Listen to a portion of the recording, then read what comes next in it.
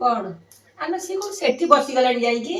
ଭାତଟାକୁ ଦେଖିବ କରିବ ସକାଳୁ ଉଠିକି ଏତେ କାମ କଲାଣି କଣ ଖାଇବ ଧରିବ କିଛି ନାହିଁ ସେଠି ବସିଗଲାଣି ତ ଡାକେ ମୁଁ ଏଇ ଶାଗ ଦିଟା ମୁଁ ଟିକେ ଏଟା ଛାଡି ଦେଇକି ଯାଉଛି ହରି ହରି ନାମ ହରି ନାମ ସବୁ କଥାକୁ କାନ ଦଉଛି ମୁଁ କଣ କରିବି ମୁଁ କଣ କରିବି ଡକ୍ଟର ବନି ଡକ୍ଟର ବନିକି ଯାଉଛି ମୁଁ କଣ କରିବି ପ୍ରତ୍ୟେକ କଥାରେ କାନ ଦେଇଥିବ କାନ ଦେଇଥିବ ଏଇଠି ଆଉ କହିବି କଣ ଧରିବି କଣ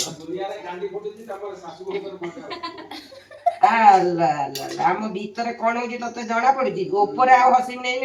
କଣ ଖାଲି କାନ୍ଦୁଥିମି ରାତି ଦିନ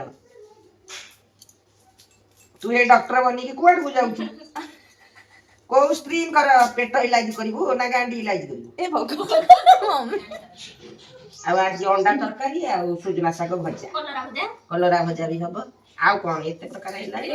ଆଜି ବାପା ବି ଭିଡିଓରେ ଆସି ଦେଇଛନ୍ତି ହଁ ଭାଇ ଆଉ ଯାଉଛି ମୋର କେମିତି ଦେଖିଛ ନା ମୋର ଯାଉଛି କେମିତି ଦେଖିଛ ଯାଉଛି ତୁ ଖାଇଲୁଣୁ ସରୁ କହି ତୁ କଣ ଖାଇଲୁ ତମେ ଖାଇଲଣି ମୁଁ ତ ଛତୁ ପିଇଛି ଫଳ କାଟିକି ଦେଲା ତାକୁ ଖାଇନି ଆଉ କଣ ଆହୁରି କଣ ବାସ୍ ଫଳ ତ ମୁଁ ବି ଖାଇଛି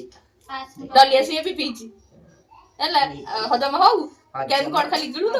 ରନ୍ଧା ସଇଲାଣି 10ଟା ବାଜିଲେ ଅଧା ରନ୍ଧା ସଇଲାଣି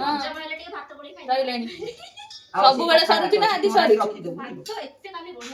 ନାଇଁ ନାଇଁ ଇଏ ତ କହିଲି 10ଟା ବାଜିଲାଣି ରନ୍ଧା ସରିଲାଣି ସବୁବେଳେ ସରୁଛି ନା ଆଜି ସରୁଛି 10:30 ହଁ ଯୋଉଦିନ ଟିକେ ଆଇଁଷ ହଉଛି ଟିକେ 10:30 11ଟା ହେଇଯାଉଛି କାଇଁ କଷିବାକୁ ପଡିବ ନ କଷିଲେ ତରକାରୀ କଣ ତରତର ହେଇକି ଥୋଡି କଲେ ସେଗୁଡା ଭଲ ଲାଗେ ସେଗୁଡା କଣ ଗୋଟେ ପ୍ରକାର ତରକାରୀ ଗୋଟେ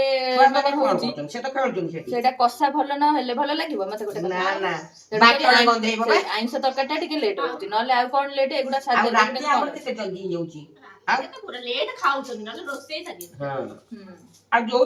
ବାପା ଯାଉଛନ୍ତି ବାହାରକୁ ଆଇଲା ବେଳକୁ ଲେଟ୍ ହେଇଯାଉଛି ସେ କଣ କରିବେ କୁଆଡେ ଯାଉଛନ୍ତି ସବୁ ଜିନିଷ ପତ୍ର ନେଇକି ଖିଚୁଡି ବନଉ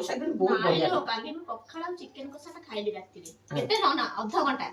ଘଣ୍ଟେ ବୋଧେ ବସି ବସି ଖାଇଛି ଆଉ ସେ ତରକାରୀ ଟା ଭାରି ଟେଷ୍ଟ ହେଇଥିଲା ଭଲ ହେଇଥିଲା ମୁଁ ମାଂସ ଖାଇଲା ନା ମୋ ନେଇ କଣ୍ଟା ବିରିୟାନୀ ଖାଇଲା ନା ଡାଲମା ତିକ ଖାଇଲା ତାରି ଯୋଉ ଟିକେ ନାକୁ ବିରିୟାନୀ ଶୁଣ